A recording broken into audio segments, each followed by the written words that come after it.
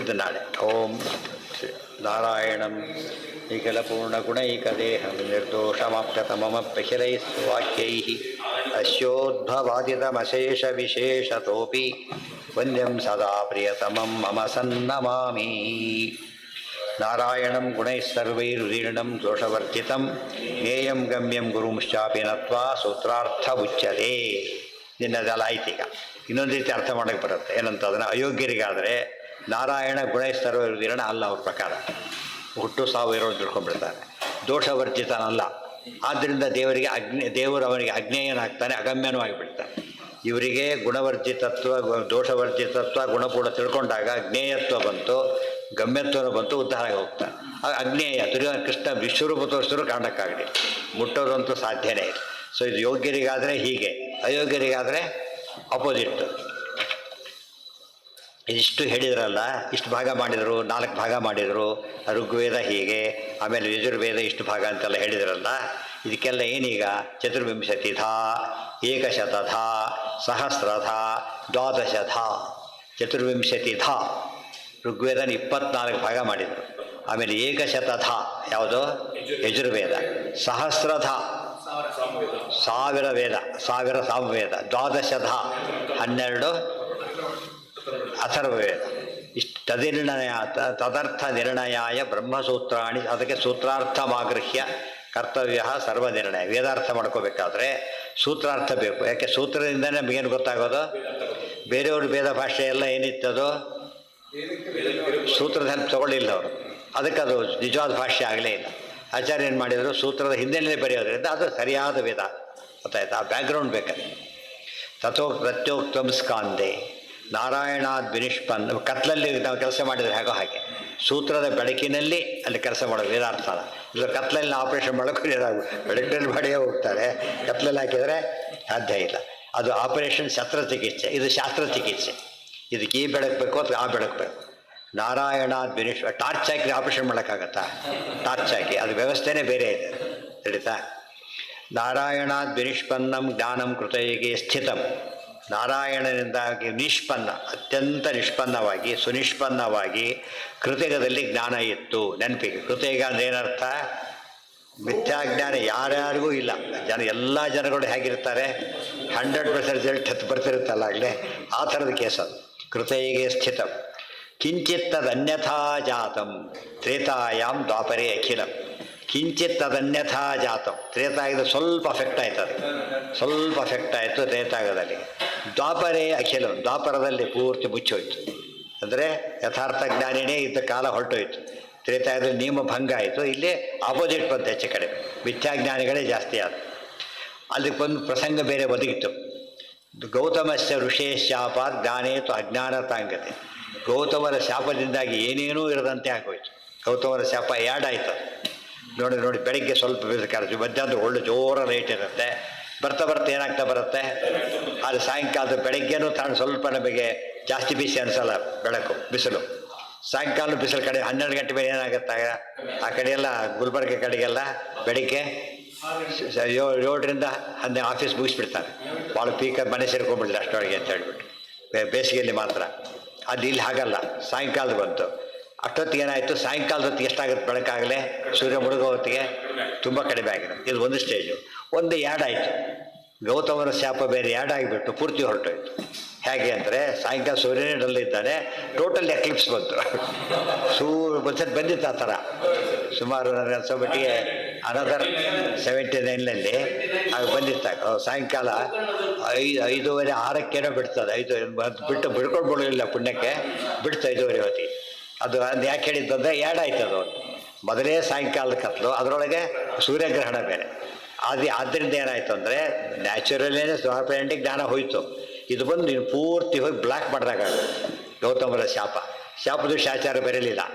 ತತ್ವಪ್ರದೀಪದಲ್ಲಿ ತ್ರಿವಿಕ್ರಮಪಂಡಿತಾಚಾರ್ಯ ಬರೀತಾರೆ ತತ್ವಪ್ರದೀಪದೊಳಗೆ. ಅದೆಲ್ಲ ಕೊಟ್ಟಿದೆ, ಫುಲ್ ಕೊಟ್ಟಿದೆ ಅದರೊಳಗೆ. ಟೀಕಾರಾಯರು ಬರೆಯೋದಿಲ್ಲ, ಗೊತ್ತಾಯ್ತಾ? ರಾಯರು ಬರೀತಾ ಹೇಳ್ತಾರೆ ಬಂದು ಹೇಳ್ಬಿಟ್ಟು. ಟೀಕಾರ ಯಾಕೆ ಬರಲಿಲ್ಲ ಅಂದರೆ ಅದು ಓದ್ಕೊಳ್ರಿ ಅಂತ ಅರ್ಥ. ಒಂದು ವಿಷಯ ಅದು. ದೊಡ್ಡ ಜ್ಞಾನಿಗಳು ಏನು ಮಾಡ್ತಾರೆ ಗೊತ್ತಾ, ಪುಸ್ತಕ ಬರುತ್ತೆ, ತಾವು ಮತ್ತೆ ಅದ್ರಲ್ಲಿ ಬರೀಲಿಕ್ಕೆ ಹೋಗೋದಿಲ್ಲ. ಆ ಪುಸ್ತಕ ಉಡಿಬೇಕು ಅಂತೇಳಿ. ನೀವು ಒಬ್ಬರು ಪುಸ್ತಕ ಹೋಗಿಬಿಡುತ್ತೆ ಕೆಲವು ಸಲ.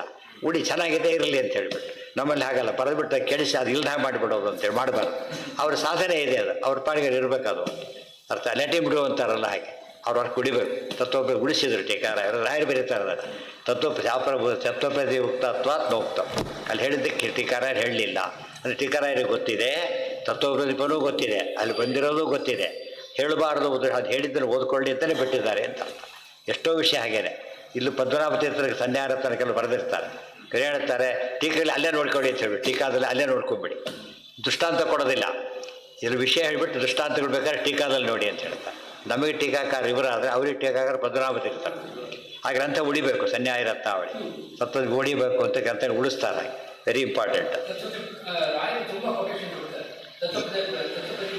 ತುಂಬ ಕೊಡೋದು ಬೇರೆ. ಈ ಶಾಪದ ಪ್ರಸಂಗ ಬಂತಲ್ಲ, ಈಗ ಶಾಪ ಎಲ್ಲಿದೆ ಅಂತ ಗೊತ್ತಾಗೋದಿಲ್ಲ. ಅದು ಫುಲ್ಲು ಬರೆದಿದ್ದಾರೆ. ಈಗ ಏನಾಯಿತು ಗೊತ್ತಾ, ಅದು ಒಂದು ಪ್ರಸಂಗ ಬಂತು. ಅದು ಗೌತಮರ ಶಾಪ ಯಾತಕ್ಕೆ ಅಂತ ಕಾರಣ ಕೊಡ್ತಾರೆ. ಒಂದು ವಿಚಿತ್ರವಾದ ಕಾಲ, ಬರಗಾಲ, 12 ವರ್ಷದ ಬರಗಾಲ ಬಂತು. ಎಲ್ಲೆಲ್ಲೆಲ್ಲಿ ಏನು ಹನಿ ನೀರಿಲ್ಲ, ಒಂಚೂರು ಬೆಳೆ ಇಲ್ಲ. ಋಷಿಮುನಿ ಎಲ್ಲರಿಗೂ ಭಾರಿ ದುಃಖ ಆಗೋಯಿತು. ಒಂದು ವಿಷಯ ಕಿವಿ ಬಿತ್ತು ಅವರಿಗೆ, ಗೌತಮ ಮುನಿಗಳ ಆಶ್ರಮ ಇದೆ, ಅಲ್ಲಿ ಮಾತ್ರ ಎಲ್ಲ ಇದೆ ಅಂತ ಸುದ್ದಿ ಬಂತು. ಎಲ್ಲೆಲ್ಲೇ ಹೋಗ್ಬಿಡ್ತಾರೆ ಜನ, ಇರ್ಬಿಟ್ಟ ಅಂತ ಹೋಗ್ತಾರೆ, ಎಲ್ಲ ಅಲ್ಲಿ ಸೇರಿ ಒಂದೇ ಕಡೆ ಪ್ಯಾಕ್ ಆಗಿಬಿಟ್ರಿ ಎಲ್ಲ ಕೂಡ. ಆಗ ಒಂದು ಆಶ್ಚರ್ಯ ಬಂತು, ಯಾಕೆ ಅವರಲ್ಲಿ ಹಾಗಿತ್ತು ಅಂದರೆ ಅವ್ರ ಪಾಠ ಪ್ರವಚನ ಮಾಡೋ ಸಿದ್ಧಿಯಿಂದಾಗಿ ಬರಗಾಲ ಬರಲಿಲ್ಲ. ಇದೇ ಉತ್ತರ. ಅವ್ರು UPS ಇತ್ತು, ಕರೆಂಟ್ ಹೋಗಿಲ್ಲ ಅಂತಾರಲ್ಲ ಹಾಗೆ. ಕರೆಂಟ್ ಹೋದ ಕಾಲಕ್ಕೆ ಅವ್ರ ಮನೆ ಹುಡುಕೊಂಡು ನೋಡ್ಕೊಂಡ್ಬಿಡ್ತಾರೆ. ನಿಮ್ಮ ಮನೆ ಇದೆ ಅಲ್ಲಿ ಸ್ವಲ್ಪ ನೋಡಿ ಹೆಲ್ಪ್ ಮಾಡಿ, ಯಾವುದೋ ಅರ್ಜೆನ್ಸಿ ನೋಡ್ಬೇಕಾಗಿರುತ್ತೆ ಟಿ ವಿದು ನೋಡಿಬಿಡ್ತಾರೆ. ಇವ್ರದ್ದು ಜ್ಞಾನಕ್ಕೋಸ್ಕರ ಬೇಕಾಗಿತ್ತು. ಹೋದರು, ಇದ್ರ ಅವ್ರು ಖುಷಿಪಟ್ಟವರು, ಬನ್ನಿ ಸ್ವಾಗತ ಮಾಡಿದ್ರು. 10 ಋಷಿಗಳನ್ನ ಇಟ್ಕೊಂಡ್ರು. ಅತಿಥಿಗಳು ಭಾರಿ ಗೌರವ ಅವರಿಗೆ. ಇದು ಅಂಥ ಟೈಮ್ನಲ್ಲಿ ಕೈ ಕೊಟ್ಬಿಡ್ತಾರೆ. ಆ ಟೈಮ್ನಲ್ಲಿ ಕೊಡಬೇಕು. ಭಾರಿ ಒಳ್ಳೆಯ ಸ್ವಭಾವ ಅವರು. ತಕ್ಷಣ ಮುಗಿತು. 12 ವರ್ಷನೂ ಮುಗಿದೋಯ್ತು. ಆಮೇಲೆ ಏನಾಯಿತು, ಮಳೆ ಬಂತು, ಸುಭಿಕ್ಷನೂ ಬಂದೋಯ್ತು. ನಾವು ಹೋಗ್ತೀವಿ ಬಿಡಿ ಅಂದರು. ಬೇಡ, ಇಲ್ಲೇ ಇರಿ ಇಲ್ಲೇ ಇರಿ ಅಂತ. ನೀವು ಬಿಡಲಿಕ್ಕೆ ನಾವು ಇಷ್ಟ ಇಲ್ಲ ಅಂತ ಬಿಡ್ತಾ ಇಲ್ಲ. ಕೆಲವು ಈಗಲಾರ ಹೋಗಲಿ ಅಂತ ಅದೂ ಇಲ್ಲ. ಕೊನೆಗೆ ಅವ್ರಿಗೆ ಏನಾಯಿತು ಅಂದರೆ, ಇಷ್ಟು ದಿವಸ ಪಾಪ ಮಾಡಿದ್ದಾರೆ, ಹೋಗ್ತೀವಿ ಅಂತ ಹೇಳೋದು ಸರಿಯಲ್ಲ ಅಂಥೇಳಿ ಇರೋ ಮನಸ್ಸು ಅವ್ರಿಗಿಲ್ಲ. ಅವ್ರು ಯಾವುದೋ ಜ್ಞಾನಿಗಳ ಲಕ್ಷಣ ಕೂಡ ಹೌದು. ಅನಿವಾರ್ಯ ಅಂತಿದ್ದು ಅದೇ ಪ್ರಾಕ್ಟೀಸ್ ಮಾಡ್ಕೋಬಾರ್ದು. ಆಪತ್ಕಾಲ ಅಂತ ಮಾಡಿದ್ರೆ ಅದೇ ರೆಗ್ಯುಲರ್ ಆಗಿಬಿಟ್ರೆ ತಪ್ಪೋದು. ಅದಕ್ಕೋಸ್ಕರ ಏನು ಮಾಡಬೇಕು ಅಂತ ಯೋಚನೆ ಮಾಡ್ತಾಯಿದ್ರು. ಅಷ್ಟೊತ್ತಿಗೆ ಅಲ್ಲೊಂದು ಕೆಲಸ ನಡೆದಿತ್ತು. ಪಾರ್ವತಿ ದೇವಿ ನೋಡಿದರು. ಗಂಗಾದೇವಿನ ತಲೆ ಮೇಲೆ ಕೂರಿಸ್ಕೊಂಡಿದ್ದಾರೆ, ಪಾರ್ವತಿನ ಪಕ್ಕದಲ್ಲಿ ಕೂರಿಸ್ಕೊಂಡಿದ್ದಾರೆ. ಗಂಗಾದೇವಿ ಸ್ವಲ್ಪ ಅಹಂಕಾರ ಬರ್ತದೆ. ಈಗ ತುಂಬ ಜನ ತಪ್ಪು ತಿಳ್ಕೊಂಡಿದ್ದಾರೆ. ಎಲ್ಲ ಹೇಳ್ತಾ ಹೆಂಡತಿ ತಲೆ ಮೇಲೆ ಕೂರಿಸ್ಕೊಳ್ಳೋ ಅಭ್ಯಾಸ ರುದ್ರದಿಂದ ಪ್ರಾರಂಭ ಆಯಿತು ಅಂತೆ. ತಪ್ಪದು. ಗಂಗಾದೇವಿ ರುದ್ರದ ಹೆಂಡತಿನೇ ಅಲ್ಲ, ಗೊತ್ತಾಯ್ತಾ? ಹೆಂಡತಿ ಅಲ್ಲ. ಅವ್ರ ವಿಷ್ಣು ಪಾದೋದಕ ಧರಿಸ್ಕೊಂಡಿದ್ದಾರೆ, ಹೆಂಡತಿಯನ್ನು ಧರಿಸ್ಕೊಂಡಿಲ್ಲ. ಪಕ್ಕದಲ್ಲಿ ಹೆಂಡತಿ ಇದ್ದಾರೆ. ಗಂಗಾದೇವಿ ಸರಿಗೇ ಇದ್ದಾರೆ. ಒಂದು ಸ್ವಲ್ಪ ಅಹಂಕಾರ ಬಂತಂತವ್ರಿಗೆ. ಏನು, ಪಾರ್ವತಿ ನೀನು ಹೆಂಡತಿಯಾಗಿ ಅಲ್ಲಿ ಕೂತಿದ್ದಿ, ನಾನು ಇಲ್ಲಿದ್ದೆ ನೋಡು ಅಂತ ಅನಿಸಾಗ ಆಯ್ತು. ಅಹಂಕಾರ ಬಂತು ಅವರಿಗೆ. ಅದು ಇಳಿಸ್ಬೇಕು ಅಂತ ಪ್ಲಾನ್ ಮಾಡಿದ್ದಾರೆ ಗೋದೇವಿ. ಎಷ್ಟು ಅಹಂಕಾರ ಇರಬಾರ್ದು. ಅಲ್ಲಿ ಕೂಡಿಸ್ಕೊಂಡ ಕಾರಣನೇ ಬೇರೆ ಇದೆ. ಯಾವುದೋ ಕಾರಣಕ್ಕೆ ಅವನಿಗೆ ಗೌರವ ಕೊಟ್ಟರೆ ಅದನ್ನೇ ಭಾರಿ ಅಲ್ಟಿಮೇಟೇಜ್ ಕೊಟ್ಟರೆ ಫಜೀತಿ ಆದಾಗ ಬೇರೆಯವರು ಅಜ್ಞಾನ ಬರುತ್ತಲ್ಲ, ಬಂತು ಅವರಿಗೆ. ಆ ಕ್ಷಣಕ್ಕೆ ಏನಾಯಿತು ಗೊತ್ತಾ, ಗಣೇಶನ ಕರೆದ್ರು. ಈ ಸ್ವಲ್ಪ ಇದು ಮಾಡ್ತಿದ್ದಾರೆ, ಅವ್ರು ಸ್ವಲ್ಪ ಸೊಕ್ಕ ಕಡಿಮೆ ಆಗಬೇಕು, ನೀವು ಹೋಗಿ ಒಂದು ಪ್ಲಾನ್ ಮಾಡು ಅಂತ ಹೇಳಿದರು.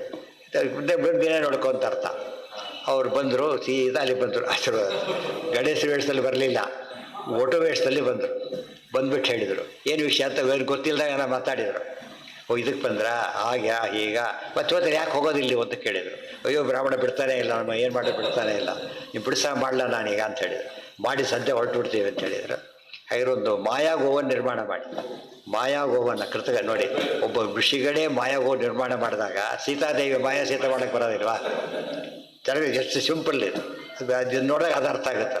ಇವರು ಋಷಿಗಳಷ್ಟೇ, ಸಾಕ್ಷಾತ್ ಯಾರು ಅವರು ಶ್ರೀರತ್ಕಟಾಕ್ಷ ಬಲವತಿ ಅಜಿತಂ ನಾಮಾಮಿ ಎಂ ಕಾಮಯೇ ತಮ್ಮ ಉಗ್ರಂ ಕರುಣೋಮಿ. ಅವ್ರಿಗೆ ಇದು ಮಾಡೋದು ಕಷ್ಟನಾ? ಅಷ್ಟು ನಡೀತು. ತಕ್ಷಣ ಅವ್ರು ಮಾಡಿದರು. ಅದು ಹೇಗೆ ಮಾಡಬೇಕು ಅಂತ ನೀವು ಅದನ್ನು ಅವ್ನು ಏನಂದ್ರು ಪುಫ್ ಅಂದರೆ ಸಾಯ್ಬೇಕು, ಆ ಥರ ಇರ್ಬೇಕು. ಆಮೇಲೆ ಸತ್ತೋಗ್ಬಿಡತ್ತೆ. ಅಯ್ಯೋ ನೀವು ಗೋಹತ್ಯೆ ಮಾಡಿದ್ದೀರಿ, ನೀವು ಪ್ರಾಯಶ್ಚಿತ್ತ ಮಾಡ್ಕೋಬೇಕು ಅಂತಂದು ಹೇಳಿಬಿಡಿ.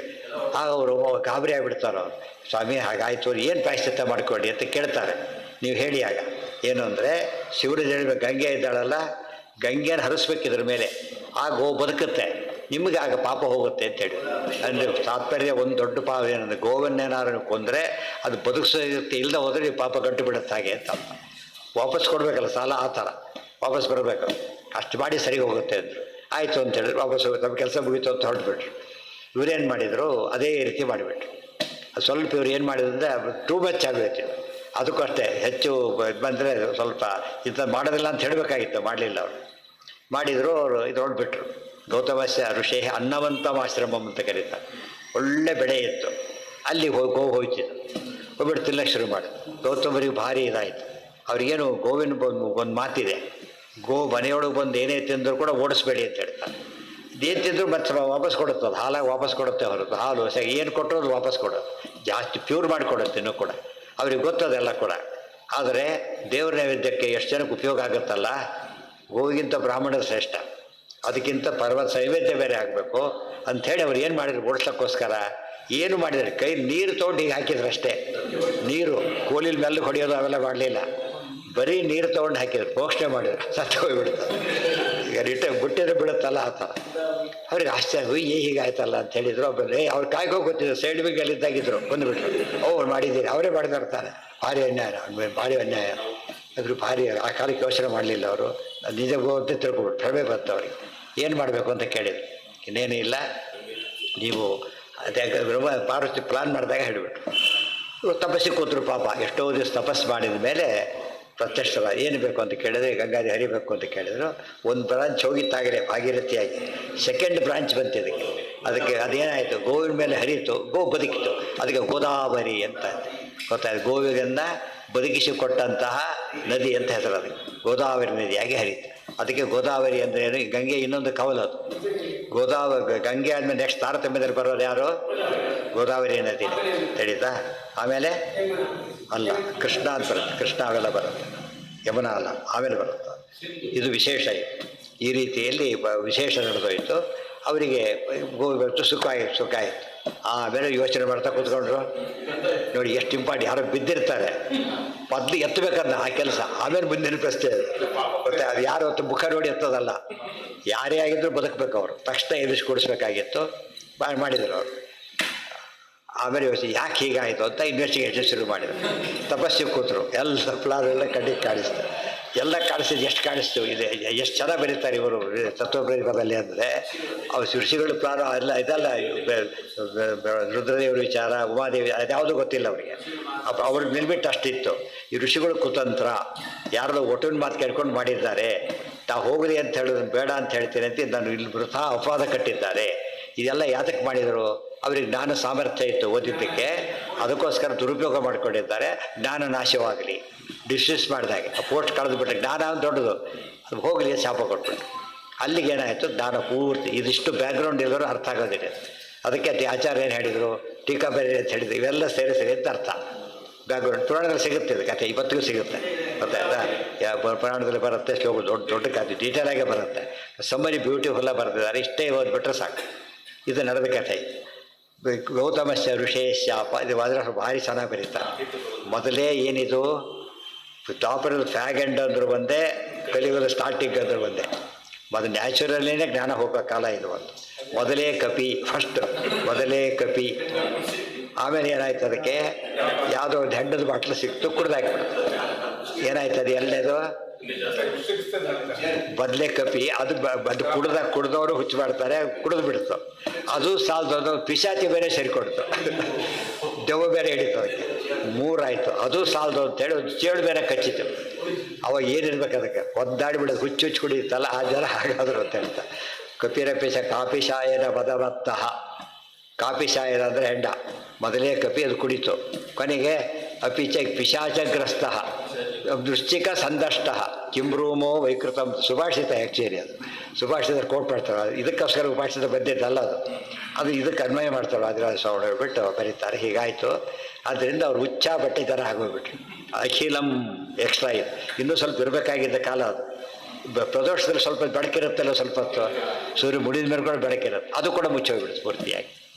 ಆಗ ಸಂಕೀರ್ಣ ಬುದ್ಧಯೋ ದೇವಾಹ ಬ್ರಹ್ಮರುದ್ರ ಪುರಸ್ಸರಾಹ. ದೇವತೆಗಳಿಗೆ ಒಂದು ಕೆಲಸ ಕೊಟ್ಟಿದ್ದಾರೆ, ಅದು ಪರಮಾತ್ಮ ಭಾಳ ಇಂಪಾರ್ಟೆಂಟ್. ಜ್ಞಾನದ ಬ್ಯಾಲೆನ್ಸ್ ಮಾಡ್ತಾ ಇರಬೇಕು ಯಾವಾಗಲೂ ನೀವು. ಜ್ಞಾನ ಹೆಚ್ಚಾದರೆ ಕಡಿಮೆ ಮಾಡಬೇಕು, ಕಡಿಮೆ ಆಗಿದ್ದರೆ ಹೆಚ್ಚು ಮಾಡಬೇಕು. ಜ್ಞಾನ ಇಲ್ಲದವ್ರು ಏನಾಗುತ್ತೆ, ಜಗತ್ತು ಹಾಳಾಗಿ ಹೋಗುತ್ತೆ ಅಂತೇಳಿ ದೇವತೆಗಳು ಕೆಲಸ ಕೊಟ್ಟಿದ್ದಾರೆ. ಅದು ಕೊಟ್ಟಿದ್ದು ಪೊಲೀಸರನ್ನ ಹಿಡಿಯೋ ಕೆಲಸ ಕೊಟ್ಟರೆ ಹಾಗೆ ನಮಗೆಲ್ಲ ಎಂಟ್ರಿ ಇಲ್ಲ ಅದರೊಳಗೆ. ಯಾರಿಗೆ ಎಂಟ್ರಿ, ದೇವತೆಗಳಿಗೆ ಎಂಟ್ರಿ. ಅವರು ಯೋಚನೆ ಮಾಡಿದರು, ಸರಿ ಮಾಡಬೇಕಿದನ್ನು. ಆದರೆ ಸುಲಭ ಸರಿ ಮಾಡೋ ವಿಷಯ ಅಲ್ಲ ಇದು. ಈಗ ಬ್ರಾಹ್ಮಣರ ಶಾಪ ಇದು. ಅವ್ರ ಮಾತಿಗೆ ಸಿಗಬೇಕು, ಮರ್ಯಾದೆ ಸಿಗಬೇಕು. ಪರಬ್ರಹ್ಮನೇ ಆಗಬೇಕು ಅಂಥೇಳಿ ಬ್ರಹ್ಮರುದ್ರ ಪುರಸ್ಸಾರಾಹ. ಅದಕ್ಕೆ ಯಾತಕ್ಕೆ ಅವ್ರು ಸ್ತೋತ್ರ ಮಾಡೋಕ್ಕೆ ಗೊತ್ತ ದಿವಸ ಅವರ ಪ್ರಾರ್ಥನೆಯಿಂದ ಎಲ್ಲ ನಡೆದಿರೋದು. ಈಗ ಗೊತ್ತಾಯ್ತು, ಇಲ್ಲದವ್ರು ಇದು ಆಗ್ತಿತ್ತ ನೋಡ್ರಿ, ಅವ್ರು ಬಂದಿದ್ದಕ್ಕೆ ನಮ್ಮ ಕಾವೇರಿ ಬಂತು ನಮ್ಮ ಇಲ್ಲಿ ಹೇಳೋದಿಲ್ಲ. ಆ ಥರ ಇವತ್ತು ಗಂಗಾ ನದಿ ಹೇಗೆ ಬರ್ತದೆ ನಮಗೆ ಗೊತ್ತಿಲ್ಲ, ಗೋದಾವರಿ ಗೊತ್ತಿಲ್ಲ, ಈ ಕಾವೇರಿ ಬೆಂಗಳೂರಿಗೆ ಬರೋಣ ಗೊತ್ತಲ್ಲ. ಈಗ ಗೊತ್ತಾಯ್ತಲ್ಲ, ಒಟ್ಟು ಪೈಪ್ ಹಾಕಿ ತರಲಿಲ್ಲ. ಆ ಥರ ಅವ್ರು ಆ ರೀತಿ ತಂದು ಈ ರೀತಿ ತಂದಿದ್ದಾರೆ ಅಷ್ಟೇ.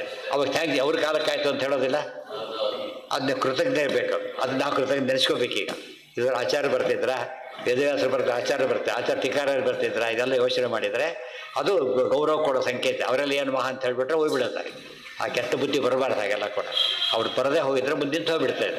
ಒಂದು ಯಾವುದೋ ಒಂದು ಆಶ್ರಮ ಕೊಟ್ಟರು ಮುಂದುವರೆದು ಯಾರೋ ಬಂದರು ಅಂತ ತಿಳ್ಕೊಬೇಡ. ಬಟ್ ಅವ್ರು ಬರದೇ ಹೋಗಿದ್ರೆ ಆಶ್ರಮ ಡೀಲಿಂಗ್ ಆಗಿಬಿಡ್ತೈತಿ. ಅಷ್ಟಕ್ಕೆ ಅವ್ರಿಗೆ ರೋಲ್ ಇದೆ. ಅದು ಗೊತ್ತಾಯ್ತಾ, ಕೊಡ್ಬೇಕಾದ್ರು ಇರಬೇಕಲ್ಲ, ಅದನ್ನು ನಾವು ಇಗ್ನೋರ್ ಮಾಡಬಾರ್ದು. ಸಂಪ್ರದಾಯ ಪ್ರವರ್ತಕರು ಅಂತ ಹೆಸರು, ಸಂಪ್ರದಾಯ ಉಳಿಸಿದವರು.